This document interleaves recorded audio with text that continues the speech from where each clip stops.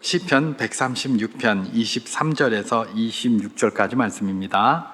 우리를 비천한 가운데서도 기억해 주신 이에게 감사하라. 그 인자하심이 영원함이로다.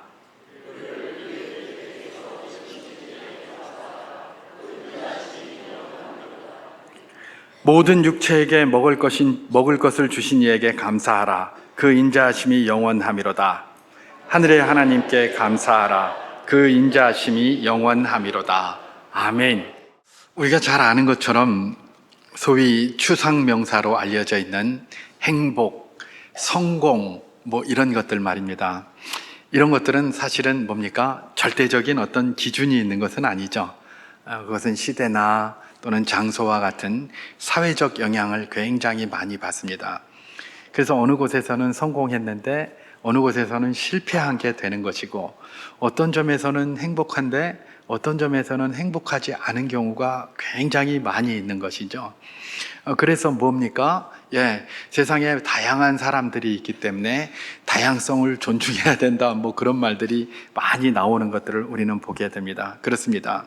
추상명사는 보통 우리가 추상명사라고 할 수 있는 그 추상적인 것은 보통 사회적 영향과 굉장히 관계가 많이 있는 겁니다. 이전에 제가 남아공에 좀 있을 때 Cape of Good Hope, 희망봉이라는 데가 거기 있습니다. 그 희망봉을 이렇게 쭉 가다 보면 하얀 무슨 이렇게 집같이 생긴 것들이 이렇게 쭉 있었습니다. 조그맣게. 저기가 뭐 하는 건가 물어봤더니 이전에 노예 상인들이 거기에 와서 기도를 했답니다. 영국은 기독교 국가였으니까 당연히 이제 일을 하기 전에 거기 와서 기도를 하지 않겠습니까? 그래서 그 하얗게 만든 그 교회당 같이 생긴 데 들어가서 기도를 합니다. 하나님, 오늘 노예 좀 많이 잡아서 좀 한몫 챙기게 하여 주시옵소서. 그런 기도를 하지 않겠습니까? 노예 상인이 무슨 기도를 하겠습니까? 그죠? 거기에 노예 잡으러 왔으니까 그 안에 들어가서 노예 좀 많이 잡아서 좀 한몫 잡게 하여 주시옵소서, 이렇게 기도를 하고 출발을 합니다. 그래서 노예를 많이 잡아가지고 배를 타고 가서 인도에도 팔아먹고 여기저기 팔아먹고 온 유럽에 다 팔아먹습니다. 그게 그들이 하는 일이었어요. 그리고 그걸 잘한 사람을 뭐라고 했을까요? 대단한 능력자요, 성공자라 했을 것입니다. 그런데 조금 지나고 나서 노예 매매나 노예를 사고 파는 노예 이런 거래가 불법이 되고 폐지가 됐죠. 그 후로부터는 뭐가 됐겠습니까? 노예를 많이 잡게 하여 주시옵소서. 이게 성공의 기준이 되었을까요? 아니면 패배의 기준이 되었을까요? 오히려 패배의 기준이 되었겠죠. 그죠? 노예 많이 잡아가지고 갔다가는, 그 영국의 또 그런 어떤 군사들한테 걸리면 안 되니까, 아미 스타트나 이런 영화를 보게 되면 쭉 가다가 군함이 오니까 노예들을 전부 쇠고랑 같은 데 채워가지고 바닷속에 그냥 빠뜨리잖아요. 안 걸리려고. 그냥 물속에다 다 수장시켜버리는 그런 경우들을 이렇게 영화로 그려진 것들을 많이 볼 수가 있었습니다. 그것뿐이겠습니까? 성공이나 행복들, 이런 것들. 이전에는 성공이 뭡니까? 관직에 나가는 게 성공이었어요. 왕조 시대에는. 그죠? 왕조 시대에는 관직에 나가는 게 성공이었어요. 그래서 사농공상, 그야말로 관직에 나갈 수 있는 과거 시험을 볼 수 있는 선비들이 최고로 쳐졌던 것 아닙니까? 그래서 열심히 공부를 해서 그야말로 관직에 딱 나가서 과거에 급제해가지고 부모님 앞에 딱 나타나는 것을 최고의 효도다라고 그렇게 배우고 그렇게 가르쳤었습니다. 그때도 사람들이 돈 다 좋아했습니다. 그죠? 돈 다 좋아해서, 그러니까 뇌물이 있죠. 뇌물이 없었던 적이 어디 있습니까? 그죠? 돈 다 좋아했습니다. 그런데 그때는 돈을 좋아하는 것을 조금 부끄럽게 여기는 듯한 분위기로 많이 만들어갔죠. 그래서 어떻게 했습니까? 청백리상 이래가지고 관직에 있는 사람인데 청렴한 사람에게 상을 막 주고요. 요즘은 그런 거 아마 안 할 텐데, 이전에 제가 어렸을 때만 하더라도 여학생들이 고무줄 많이 했잖아요. 이렇게 고무줄 많이 하면서 막 이러는데, 잘하는데 저는 그거 못하는데, 어쨌든 고무줄 막 하면서 부르던 노래들이 있습니다. 최영 장군 노래 아시죠? 모르시나? 최영 장군 노래 부르면서 고무줄을 막 해요. 최영 장군 노래가 뭡니까? 황금을 보기를 돌같이 하라. 이르신 어버이 뜻을 받들어 한평생 나라 위에 바치셨으니 결의의 스승이라 최영 장군. 이래가면서 고려 말의 충신이었던 이 최영 장군의 노래를 부르면서 고무줄을 막 띄고 그렇게 했었습니다. 근데 거기 보면 뭐라고 나와 있다고요? 황금을 보기를 돌같이 하라, 이런 이야기입니다. 왜 그런 말을 하겠습니까? 황금 보기를 돌같이 안 하는 사람들이 너무 많고 추구하면서 그것을 추구하는 자들이 그때도 많았던 겁니다. 그죠? 그러니까 정말 이 명예롭게 그야말로 장군이요 사람으로서 서려면 황금을 보기를 돌같이 해야 된다. 저 흔해 빠져가지고 아무것도 아닌 것처럼 살아야 된다. 그래야 네가 명예롭게 그 관직에 있으면서 그것을 이뤄가게 될 것이다 라는 그런 의미들이 다 있지 않겠습니까? 그죠? 그때도 관직에 나가는 걸 최고로 했지만 돈도 좋아했어요. 근데 사회적 분위기가 그 명예를 더 좋아했기 때문에 그 명예를 제대로 못 따르고 돈을 추구하다가 망하는 자들에 대해서 아주 비판을 많이 했던 것이죠. 사회적 분위기가 그랬던 거예요. 근데 오늘날은 좀 다르죠. 오늘날 사회적 분위기는 뭡니까? 오늘날도 뭐 공직을, 그때 관직 그러면 지금 공직이겠지만은 공직에 시험 봐서 합격하고 그러면 막 성공했다 그러고 굉장히 좋아합니다. 그런데 그것뿐이죠. 그 다음에 그런데 그 연봉이 얼마야? 이런 거 따지는 거죠. 야, 연봉 이거 받으려고 내가 그렇게 공부를 했나? 이거 받으려고 힘들었나? 이러는 겁니다. 그러니까 돈이 안 되니까 그냥 그만 던져버리는 것이죠. 그전에는 그야말로 아무것도 아니라고 생각했던 그런 것들이 지금은 가장 높은 자리에 올라가가지고 지금 시대가 바뀌었으니까, 그죠? 지금은 돈이 최고예요. 관직이고 명예고 뭐고 이런 거 상관없습니다. 야, 관직이 밥 먹여주나? 명예가 밥 먹여주나? 돈이 최고지. 뭐니 해도 머니가 최고지. 이래가면서 말입니다. 막 그렇게 합니다. 여러분, 우리가 잘 아는 것처럼 제가 어렸을 때만 해도 연예인들 뭐 이런 거 된다고 그러면 어떻게 됐습니까? 집안 망신시키는 딴따라 된다고 그랬잖아요. 그죠? 이 딴따라가 어디서 튀어나와가지고 집안 망신시키냐? 그러려면 차라리 호적을 파가라. 그래가지고 그 호적 파간 사람이 있었죠. 누굽니까? 이젠 이주일, 나를 만나려면 극장 식당 무랑부주로 했던 이주일 씨가 바로 그런 사람이에요. 그죠? 자기가 딴따라 한다고 그러니까 너 이러려면 호적 파가라 그랬더니 이름을 원래 정주일인데 이주일로 바꾼 것 아닙니까? 그죠? 그래 놓고 나서 비실비실 하면서 미친 척하고 돌아다니면서 인기를 얼마나 얻었는지 관직도 국회의원까지 했어요. 그죠? 그게 이주일이에요. 여러분, 그 당시에는 그야말로 연예인이면 딴따라 집안망신 막 이랬는데 요즘은 연예인 못해서 난리죠. 하려고 막 난리가 나 있습니다. 연예인. 그러면 연예인을 하면 또 뭘 해야 되느냐? 연예인도 돈 안 되는 연예인은 별로 하고 싶지 않은 거예요. 그러니까 그래도 이전에는 연예인들이 나와서 무슨 톡쇼를 한다던가 이렇게 할 때에 돈에 대해서는 좀 말 안 했습니다. 그죠? 그러면 또 이게 명예도 있고, 그 다음에 내가 이런 데 출연을 하려면 그 원고도 한번 읽어보고 이 출연해서 나의 명예에 혹시 훼손이 될까 말까 이런 것도 많이 따졌거든요. 근데 요즘은 어떻게 합니까? 얼마 주노? 이거 청각하면 얼마 주노? 그래, 그러면 뭐 내용이 필요 없습니다. 돈만 많이 주면 그냥 갑니다. 그리고 연예인들이 늘 말하는 게 뭡니까? 우리 출연료 얼마입니까? 이런 걸 공공연하게 물어보고요. 또 그렇게 하는 것에 대해서 서야에서는 뭐라고 합니까? 쿨하다. 이러면서 멋지다고 하니까 다 나오면 그 얘기합니다. 다 나오면. 여러분, 우리나라가 술 권하는 사회인 거 아시죠? 담배는 뭐 이렇게 하면서 모자이크 처리하면서 술은 잘 먹는 걸 그냥 떠들고 다녀요. 술 권하는 사회라고 한 60년 전에 그 단편 소설을 쓴 그런 사회, 그게 아니라 현진건 씨가 말하는 그게 아니라 지금은 그냥 술 먹는 거, 술 잘 먹으면 마치 뭐가 되는 것처럼 이런 식으로다가 사회가 전부 분위기를 만들어가고 있어요. 그죠? 돈이 최고인 것처럼 뭐 이런 식으로 만들어가고 있다는 것이죠. 제가 지금 무슨 말을 하고 있는 겁니까? 그야말로 성공이나 행복이나 이런 추상명사와 같은 것들은 시대적인 영향을 굉장히 받는 사회적 영향의 소산물이라는 걸 이야기를 하고 있는 겁니다. 그러면 장소도 영향을 많이 받습니다. 그죠? 이것도 사회적인 상황은 장소도 영향을 받아요. 여러분, 사람들이 그러잖아요. 선진국이 되면 좋을 것이다 그러잖아요.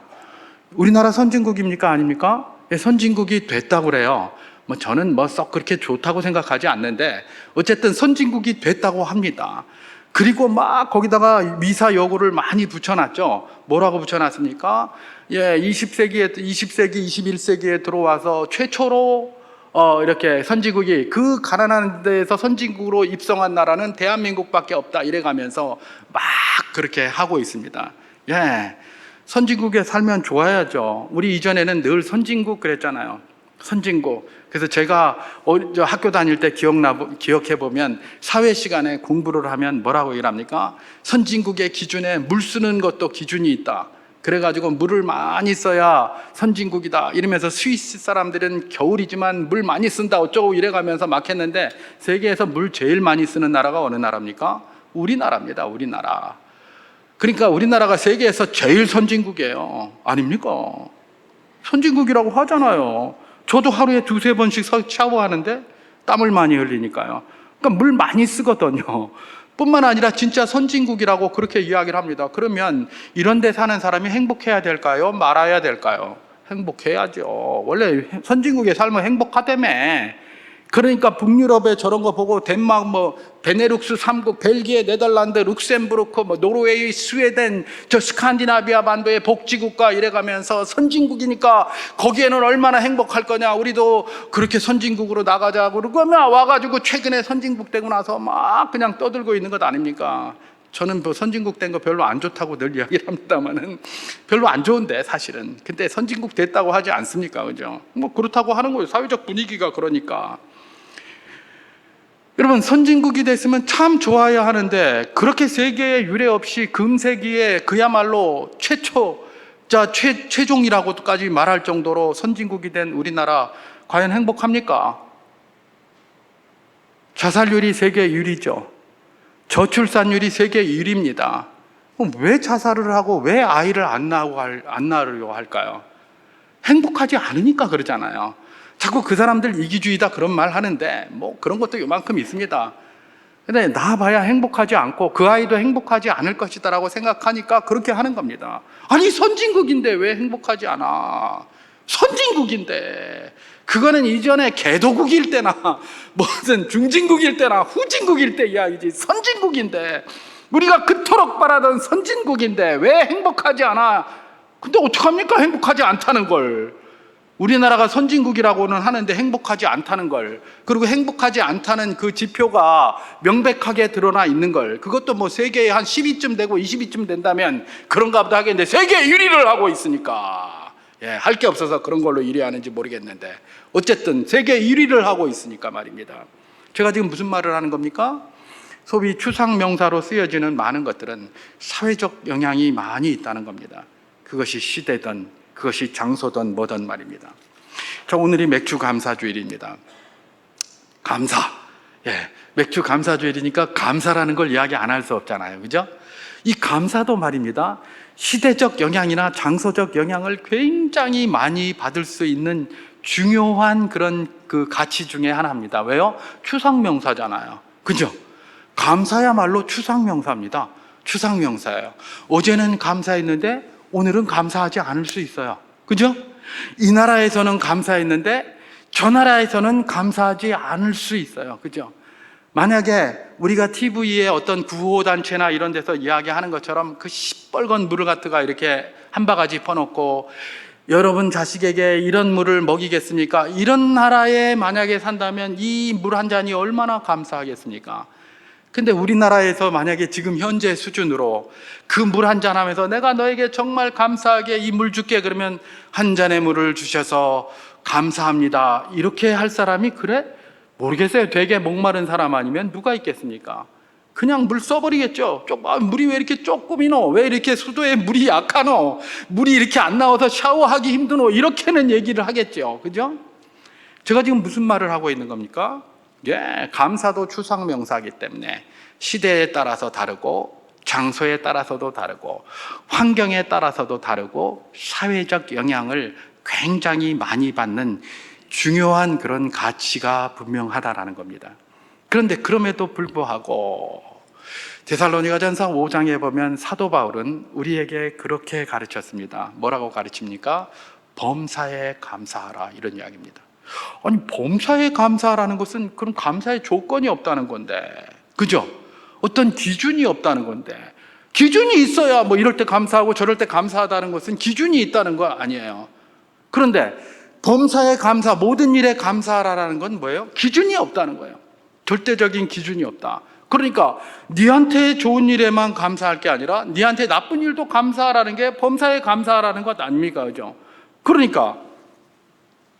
그러면서 사도 바울이 그냥 내가 너희에게 권고한다 이렇게 했으면 참 좋겠는데, 그걸 또 뭐라고 얘기를 합니까? 범사에 감사하라고 하면서 이것이 그리스도 예수 안에서 너희를 향하신 하나님의 뜻이니라 이래요.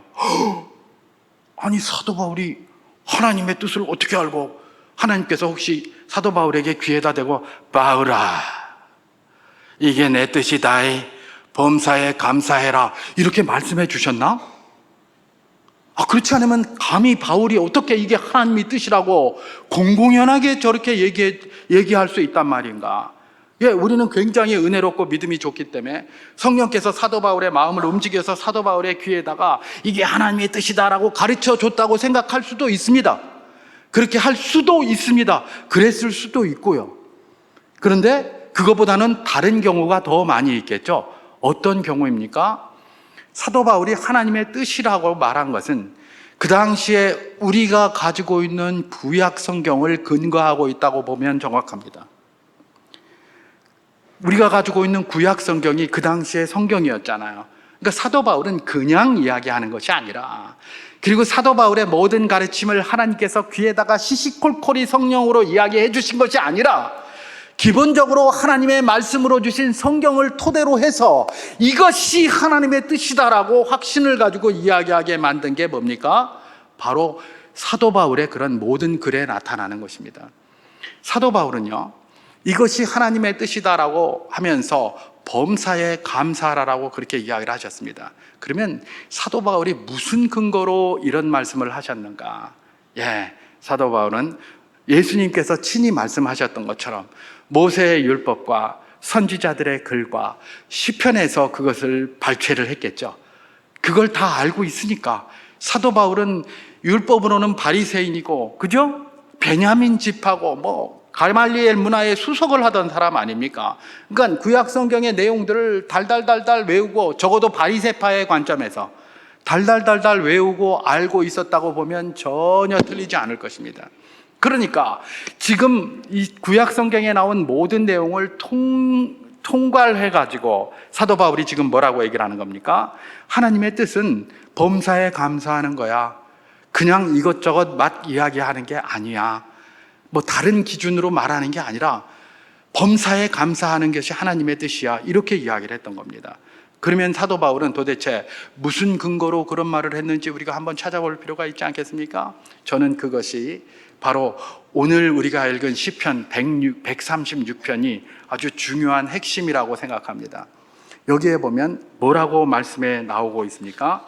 오늘 본문 시편 136편 읽지는 않았지만 오늘 본문인 1절을 제가 한번 봉독해 보도록 하겠습니다.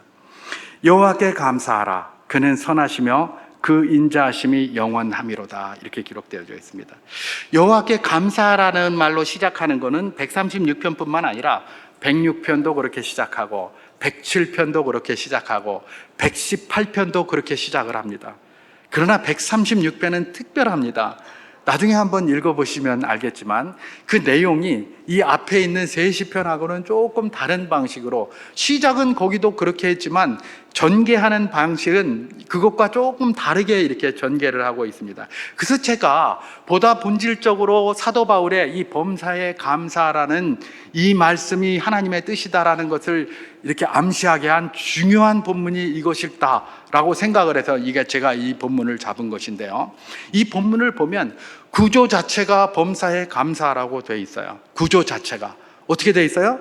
여호와께 감사하라. 그는 선하시며 그 인자하심이 영원함이로다. 이렇게 했어요. 먼저 뭘 했습니까? 감사하라고 먼저 해요. 그래놓고 그 감사의 이유를 이야기를 하는 겁니다. 우리가 감사할 때 이래서 감사합니다라고 보통 하잖아요. 이렇게 해주셔서 감사합니다라고 하잖아요. 그러면 내가 감사한 이유가 뭐예요? 이런 조건이 있기 때문에 감사한 거예요. 근데 여기서는 구조가 뭐예요? 여호와께 감사하라가 먼저예요. 먼저 감사해 놓고 그 다음에 이렇게 이런 이 이유들을 대는 겁니다. 다시 말해서 감사라는 건 어떤 조건이 있는 게 아니라, 이유가 있는 것이 아니라, 여호와께 감사를 드리는 건 무조건 해야 된다는 겁니다. 무조건 해야 된다는 거예요. 그거부터 시작하는 겁니다. 거기서부터 시작하는 거예요. 그리고 왜 감사해야 될지 이유가 그 뒤에 나오는 거예요. 감사절이다. 내가 뭘 가지고 감사하노? 뭐 때문에 감사하지? 이렇게 하면 이미 틀린 거예요. 그러면 감사절의 본 의미가 희석됩니다. 감사절의 본 의미는 뭡니까? 여호와께 무조건 감사하는 게 먼저예요. 그냥 감사하는 거예요. 그게 감사절의 본 의미예요. 그러면서 이것이 감사절이 감사절 되는 이유가 뭡니까? 되짚어 보면서, 하나님께서 나와 어떻게 함께 하셨는지, 이전에 나와 어떻게 하셨는지, 이전에 나를 인도하신 하나님께서 장래에는 나를 어떻게 인도하실 것인지, 이런 것들을 생각하면서 감사가 더욱더 확정되는 것 아닙니까? 사도 바울이 범사에 감사하라라고 이야기한 그 표준이 되는 가장 기본이 뭡니까? 여호와께 감사하라. 감사 먼저 하고 나서 모든 것들을 하라라는 것에 그 근거가 있는 것입니다. 그래서 그걸 하나님의 뜻이라고 이야기를 한 거예요. 그냥 자기 소견에 옳은 대로 막 이야기한 것이 아니라, 여호와께 감사하는 것은 지극히 당연하고, 그렇기 때문에 너희의 어떤 조건과 상관없이 먼저 감사로부터 출발하라는 겁니다. 그리고 이런저런 이유를 이야기를 하고 있는 것이죠. 만약에 감사의 조건을 따른다면 그 기준이 누가 되는 겁니까? 내가 되는 겁니다. 그죠? 나한테 유익하면 감사하고, 나한테 유익하지 않으면 감사하지 않는 거예요. 그러면 내가 누구 자리에 있는 겁니까? 논리적으로 하나님 자리에 있는 거예요. 그죠? 그러니까 이건 범사에 감사하라는 것과 전혀 상관이 없고 할 수도 없는 것이죠. 범사에 감사하라는 건 뭐예요? 먼저 여호와께 감사하라로부터 시작하는 겁니다. 그리고 나서 이유는 그 뒤에 붙여라. 그 이유야 어떠하든지 그 여호와께 감사하라는 그것이 먼저 범사에 감사하라는 그것과 굉장히 연관되어 있고 일맥상통해 있다는 것들을 볼 수가 있습니다. 자, 그렇다면 감사가 아까 제가 말씀드린 것처럼 사회적 영향을 굉장히 많이 받는다고 했습니다. 시대적인 영향이나 장소적인 영향을 많이 받는다고 했어요. 그렇다면 우리가 범사에 감사하라고 말하는 것의 이 모범이 되는 여호와께 감사하라, 그는 선하시며 그 인자하심이 영원함이로다라고 시작하는 이 136편의 시기가 언제이고 배경이 언제이고 장소가 언젠가를 한번 알 필요가 있습니다. 그래야 이 시인이 말하는 게 헛소리를 하는 건지, 아니면 정말 신앙의 고백이고 아름다운 고백이고 하나님의 뜻을 노래하는 건지를 알 수가 있는 것 아니겠습니까? 시편 136편 누가 지었는지 모릅니다. 작자 미상입니다. 그럼 언제 쓰여졌느냐? 그걸 언제 쓰여졌는지 아는 방법이, 누가 지었는지도 모르면서 언제 쓰여졌는지 어떻게 한단 말이고, 이렇게 생각할 수 있겠죠. 그런데 학자들이 그렇게 쉽게 모든 것들을 판단하지 않습니다. 학자들은 아주 예민합니다.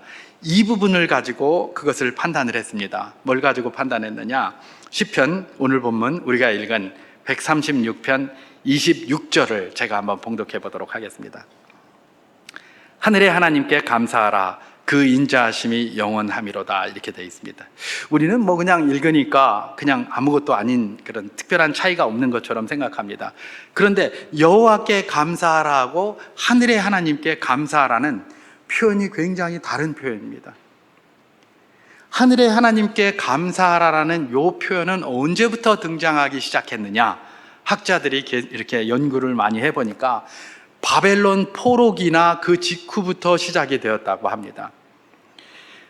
여호와께 감사하라는 말은 이전부터 있었는데, 하늘의 하나님께 감사하라라는 이런 이름으로다가 하나님을 표현하는 것, 여호와를 표현하는 것은 바벨론 포로기이거나 그 직후에 있었던 그 당시의 신자들의 표현 방식이었다라고 연구를 해낸 겁니다. 그러면 결국은 시편 136편은 누가 지었는지는 모르겠지만 언제 지어졌다는 겁니까? 그 시대가 바벨론 포로기나 그 직후에 있었던 상황이라는 겁니다.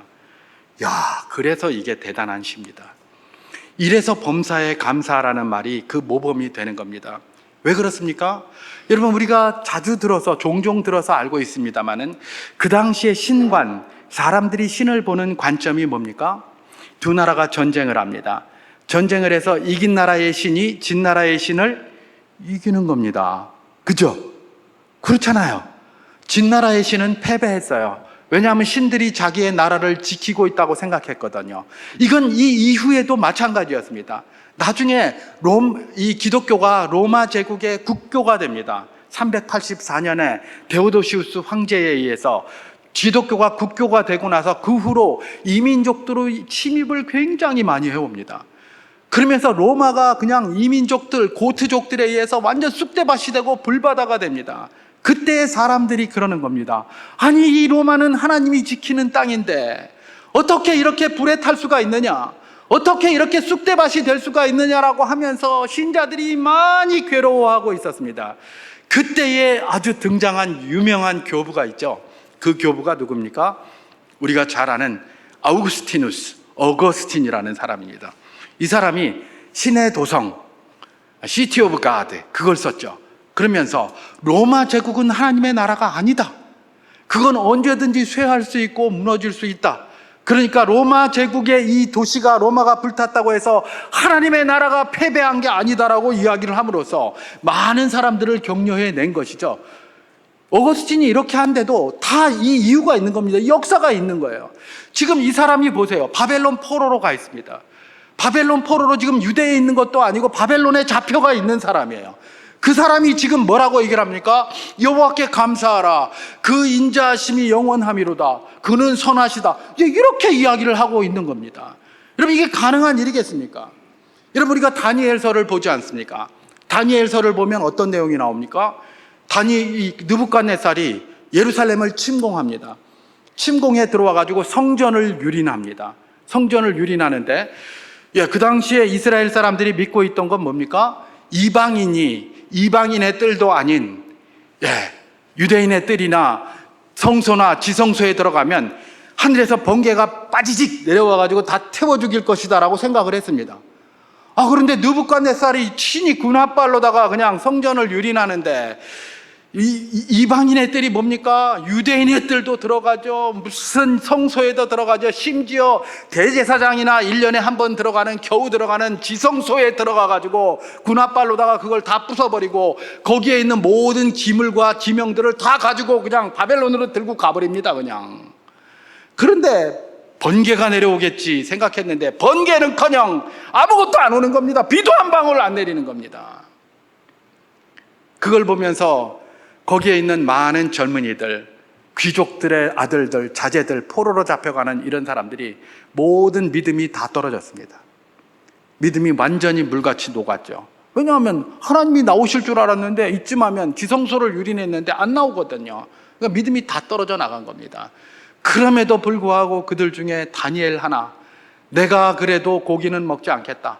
하나님 앞에서 내가 우상의 제물이 되었던 것들을 먹을 수는 없다라고 결단했기 때문에 다니엘이 뜨는 거예요. 딴 사람들은 다 그냥 믿음이 다 녹았기 때문에 없어졌지만 다니엘은 그래도 그 바벨론 포로로 가서 그렇게 했기 때문에. 그리고 다니엘의 세 친구가 왜 유명합니까? 그런 상황 속에서 여호와가 졌다, 여호와가 바벨론의 신인 벨과 마르둑에게 다 져서 망했다라고 생각하고 있는 그럴 때에도 여전히 하나님께서 우리를 지키실 것이고 그리 아니하실지라도 내가 당신들에게 무릎 꿇을 수 없고 뭐 할 수 없다, 이렇게 한 거니까. 그래서 성경에 그게 기록되어져서 오고 오는 모든 세대들에게 믿음의 표본으로 그들을 삼게 했던 것 아닙니까? 그게 하나님의 역사였던 것이죠. 지금 이 시편 136편을 노래하고 있는 이 사람, 이 시인도 여전히 그런 사회 속에서 살고 있습니다. 사회적 분위기가 여호와는 이제 망했다, 바벨론의 신인 벨과 마르둑에게 졌다, 그러니까 지금 너희가 다 포로로 잡혀온 것 아니냐, 그리고 여기 와서 지금 종살이하고 있는 것 아니냐, 니네가 지금 어디 있는지 생각해봐라. 니네 신이 통치하는 유대에 있느냐, 바벨론에 지금 잡혀와 있지 않느냐. 그러면서 시기와 장소와 모든 사회적 상황을 이야기하면서 세상에서 계속해서 여호와는 끝이다, 여호와는 없다, 여호와는 망했다라고 이야기를 하고 있는데, 이 사람이 지금 뭐라고 얘기를 하는 겁니까? 하늘의 하나님께 감사하라, 여호와께 감사하라, 그는 선하시며 그 인자하심이 영원함이로다, 이렇게 이야기를 하는 겁니다. 너의 상황이 어떻든지 간에, 내가 바벨론의 노예로 잡혀와 있든지 간에, 너희 나라가 바벨론에게 패망을 해서 완전히 종족도 없이 사라졌든지 간에, 너희 하나님의 백성은 뭘 해야 되는 겁니까? 여호와께 감사해야 된다. 그 이야기를 하는 겁니다. 그래서 지금 사도 바울이 그걸 근거로 범사에 감사하라, 이는 그리스도 예수 안에서 너희를 향하신 하나님의 뜻이니라, 그렇게 힘주어 이야기할 수 있었던 것입니다. 자, 그러면 이 136편의 시인, 하나님께 감사하자, 무조건 감사하자 해놓고 나서 감사해야 할 이유들을 또 세부적으로 또 기록을 하고 있습니다. 이제 그 이유 몇 가지 한번 살펴보고 마치도록 하겠습니다. 왜 감사를 해야 되는가? 오늘 본문 시편 136편 2절에서 4절을 제가 한번 봉독해 보도록 하겠습니다. 신들 중에 뛰어난 하나님께 감사하라. 그 인자하심이 영원함이로다. 주들 중에 뛰어난 주께 감사하라. 그 인자하심이 영원함이로다. 홀로 기이한 일들을 행하시는 이에게 감사하라. 그 인자하심이 영원함이로다. 이렇게 이야기를 합니다. 여러분, 지금 유다가 바벨론에게 완전히 망했습니다. 그러면 누가 신들 중에 뛰어난 신이죠? 바벨론의 신인 벨과 마르둑이 신들 중에 뛰어난 신이에요. 그죠? 근데 이 사람은 지금 뭐라고 고백을 합니까? 여호와가 신들 중에 뛰어난 신이고 주들 중에 뛰어난 주라는 겁니다. 다시 말해서 이 사람은 뭐예요? 여호와가 최고의 신이기 때문에 감사해야 된다, 이런 얘기입니다. 여러분은 우리 하나님 여호와가 최고의 신이신 줄 믿습니까? 그러면 감사하십시오. 그러면 왜요? 그 신이 우리 신 아닙니까? 지금 여기서 고백하고 있는 시편 136편의 고백자가 그 이야기를 하는 겁니다. 그렇게 뛰어나고 모든 것을 다 하시는 그 신들 중에 최고의 신인 그 하나님이 내 하나님 아니냐? 그러니까 여호와께 감사해야 된다, 그러는 겁니다. 다른 이유로 하는 거 아닙니다. 사람의 기준으로 나에게 뭘 해줘서 이게 아니라, 우리에게 뭘 해줘서 이게 아니라, 우리에게 해준 건 없어 보여요. 나라도 망했잖아요. 그리고 자기들은 포로로 잡혀가서 지금 노예살이 하고 있잖아요. 별로 해준 건 없어 보여요.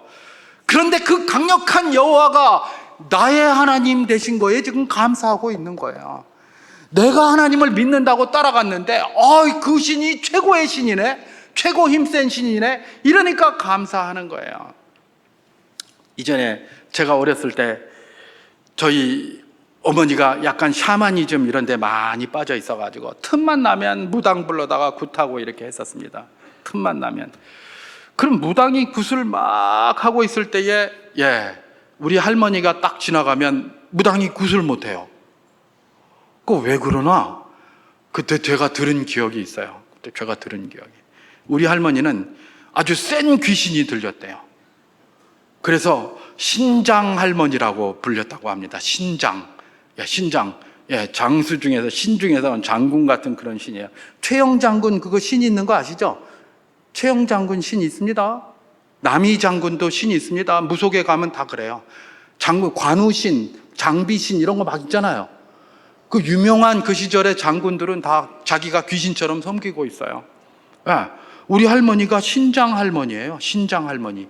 그러니까 그거보다 낮은 계급의 신들, 이런 거를 섬기고 있는 이 무당들이 찍소리도 못하는 거예요. 신장이 나타났는데, 최영 장군의 귀신이 들린 사람이 딱 나타났는데 어디 저 잡질이 이상한 원균의 그 귀신 들린 그런 것들이 와가지고 하겠습니까?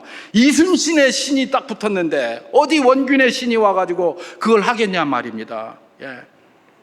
그 당시에 사람들의 세계관과 신관이 이런 것들이었습니다. 그죠? 그런데 지금 여호와가 지금 졌어요. 벨과 마르둑에게 지고 종으로 팔려 있고 노예로 팔려 있는데 그게 최고의 신이라고 하면서 그것 때문에 지금 감사하고 있는 겁니다. 여러분, 지금 이 시인이 고백하는 건 다른 게 아닙니다. 여호와가 최고의 신이기 때문에 감사한 거예요. 여러분, 우리는 오늘 감사해야 합니다. 왜요? 우리가 믿는 여호와 하나님이 최고의 신이기 때문에 그렇습니다. 믿습니까? 그런데 또 나아가서 그 최고의 신이 내가 믿는 신이네? 내가 믿는 신이 그 신장 그것만도 못한 이런 신 믿는 신이었다면 이게 쪽팔려가지고 어디 얼굴도 못 들게 다니겠는데, 내가 믿는 신이 최고의 신이고 천지를 만드신 신이고 모든 것들을 다 섭리하시는 신이시네. 그 뒤에 나올 걸 제가 지금 앞에 너무 많이 이야기하고 있는데 이러네. 그러니까 뭡니까? 감사하지 않을 수가 없는 겁니다. 감사가 넘치는 것이죠. 지금 이 사람은 자기들이 어떤 유익을 얻어서 감사하는 게 아니라 여호와 그 자체를 감사하고 있는 겁니다. 여호와께서 모든 신들 중에 뛰어나신 최고의 신이시기 때문에 나는 감사합니다. 그 신을 내가 믿고 있으니 더 감사합니다. 그 신이 내 하나님 되시니 더 감사합니다. 이게 이러고 있는 겁니다. 이 시인은 또 무엇을 감사하고 있습니까? 하나님이 베푸시는 일반 은총에 감사하고 있다라고 보면 됩니다. 오늘 본문 시편 136편 5절에서 6절을 제가 한번 봉독해 보도록 하겠습니다. 지혜로 하늘을 지으신 이에게 감사하라. 그 인자하심이 영원함이로다. 땅을 물 위에 펴신 이에게 감사하라. 그 인자하심이 영원함이로다. 이렇게 얘기를 합니다. 5절과 6절에서는 하늘을 지으시고 땅을 지으신 하나님을 이야기하고 있고, 그 다음에 6절, 7절, 그 다음에 9절, 8절, 9절까지 보면 빛을 지으시고 해와 달을 지으시고 별들을 지으신 하나님께 지금 감사를 하고 있는 겁니다. 다시 말해서 하나님께서 이 온 우주를 만드시고 이 우주 안에 있는 모든 생명체에게 필요한 것들을 지금 공급해 주신다는 겁니다. 하늘도 만드시고 땅도 만드시고 빛도 만드시고 해도 만드시고 달도 만드시고 별도 만드셔서 사절기를 다 만들어 주시고 이렇게 해서 그 안에 있는 생물, 믿는 사람뿐만 아니라 믿지 아니하는 모든 자들도 다 은혜를 베풀어 주시는 거예요. 이걸 우리가 신학에서 뭐라고 얘기를 하죠? 일반 은총이라고 하지 않습니까? 그죠? 일반 은총을 허락해 주신 하나님께 지금 감사를 하고 있는 거예요. 모든 것들을 다 살게 하셔서 우리 맨 마지막 절에 나오는 것처럼 우리 하나님의 백성들에게 뭘 줍니까? 먹을 것을 주시고 식물을 주시는 거예요. 그러니까 감사를 하는 겁니다. 여러분, 하나님께서 우리에게 베풀어 주실 뿐만 아니라 모든 이에게 베풀어 주신 그 일반 은총에 감사하시기를 바랍니다. 저기는 잘 되는 것 같은데 우리는 그거 시기하지 마십시오. 거기가 잘 되는 것에 감사하십시오. 그게 하나님의 뜻입니다. 왜냐하면 하나님이 그들에게 그렇게 살 수 있도록 은혜를 베풀어 주세요. 불법을 하고 그런 거는 분명히 있어요. 그러나 어쨌든 그들 모두도 다 뭐예요? 하나님의 섭리 가운데 사는 것이고, 그들이 인정하든 인정하지 않든 우리 그리스도인의 눈으로 봐야 될 것은 그들도 하나님 때문에 사는 거예요. 하나님이 은혜 베푸시지 아니하시면 그 모든 것들이 하루아침에 무너지는 겁니다. 우리가 경험했잖아요. 몇 년 전에요. 뭡니까? 코로나. 그죠? 코로나에서 우리가 경험했어요. 늘 우리가 당연하게 생각하고 있었던 것들, 늘 자연스럽게 있었던 것들, 그런 것들이 결코 그렇지 않다는 걸 알았잖아요. 숨 한 번 쉬기도 힘들어요. 그죠? 그래서 누가 앞에서 기침하면 얼마 못 있겠네. 했다가 이렇게 할까봐. 그죠? 엘리베이터에 타면 일단 벽을 딱 보고 이랬잖아요. 숨도 한 번 제대로 못 쉬었어요. 숨도 한 번. 친구를 만나서 밥을 한 번 제대로 먹을 수가 있나? 예배를 제대로 와서 드릴 수가 있나? 악수를 한 번 할 수가 있나? 악수를 하고 싶은데 상대방이 불편해할까봐 이러지도 못하고 저러지도 못하고, 그런 시절을 3년 보냈잖아요. 그죠? 그러면서 얼마나 많은 사람이 죽어갔습니까? 죽어가도 장례도 못 치르고요. 그냥 죽어도 누가 죽었다 그러면 그런갑다 그러고 그냥 말고, 이거 아쉽다 그러고 말고, 왜 하필 이때 죽었노 이러고 말고, 이런 거예요. 이게 우리에게 일상이라고 주어져 있는 이게 그냥 주어진 게 아니에요. 하나님의 은혜인 줄 믿으시기 바랍니다. 세상 사람들은 뭐라고 하더라도 상관없이 우리는 그걸 볼 줄 알아야 되는 거예요. 그래서 지금 이 시인이 고백하는 겁니다. 다른 걸로 나에게 뭘 해주셔서 그거 아닙니다. 하나님이 가장 세신 신이기 때문에 감사한 거고, 하나님이 모든 우주 만물에게 생명을 주시고 그들을 인도하시고 섭리하시는 그 일반 은총을 주시기 때문에 감사하고 있는 게 바로 뭡니까? 이 시인의 감사라는 겁니다. 범사에 감사라고 할 수 있겠죠? 자기하고 상관없어요. 범사에 감사하는 거예요, 그냥. 시인은 거기서 끝나지 않습니다. 또한 특별 은총에도 감사하고 있습니다. 오늘 본문 시편 136편 10절에서 11절 말씀을 제가 한번 봉독해 보도록 하겠습니다.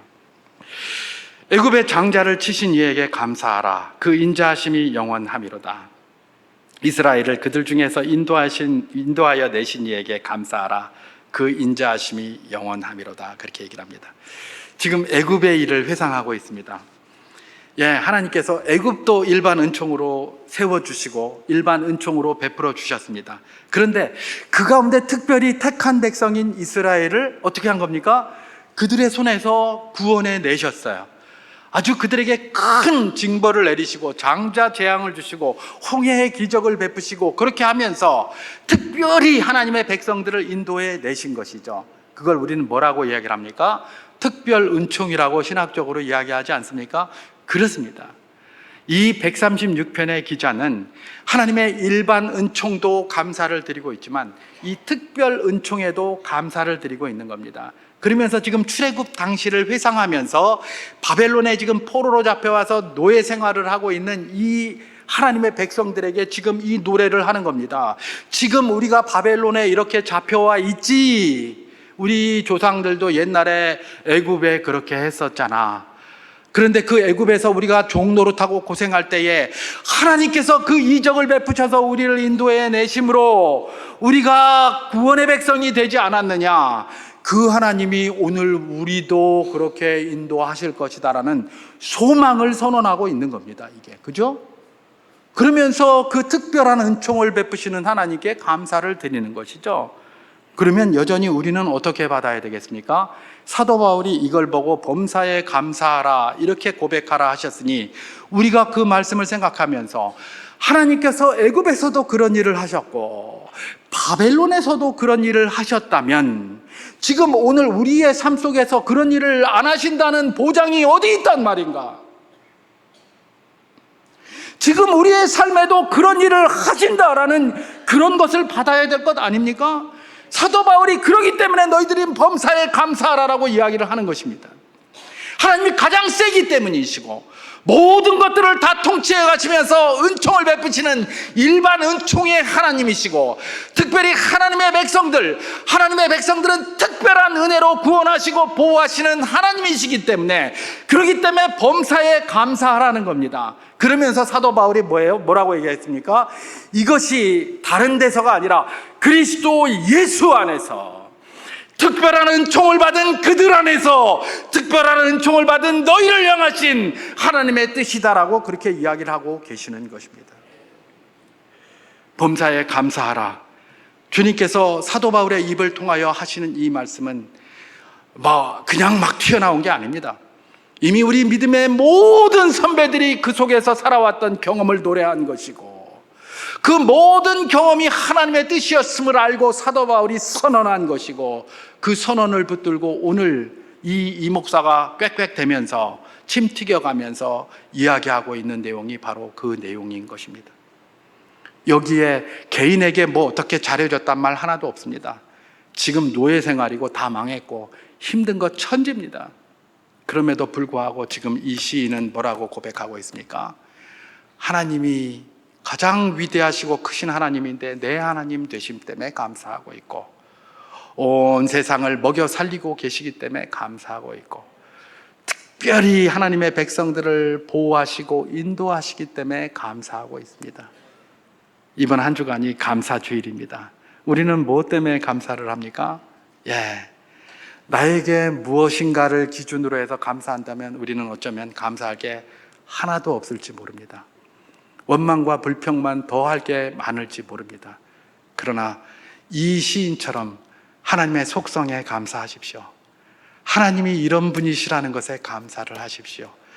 그것이 기준이 되어야 우리는 비로소 범사에 감사할 수 있는 사람이 되는 줄 믿습니다. 이 한 주간 동안 그것을 마음속에 새기시는 복된 분들 다 될 수 있기를 주님의 이름으로 축원합니다.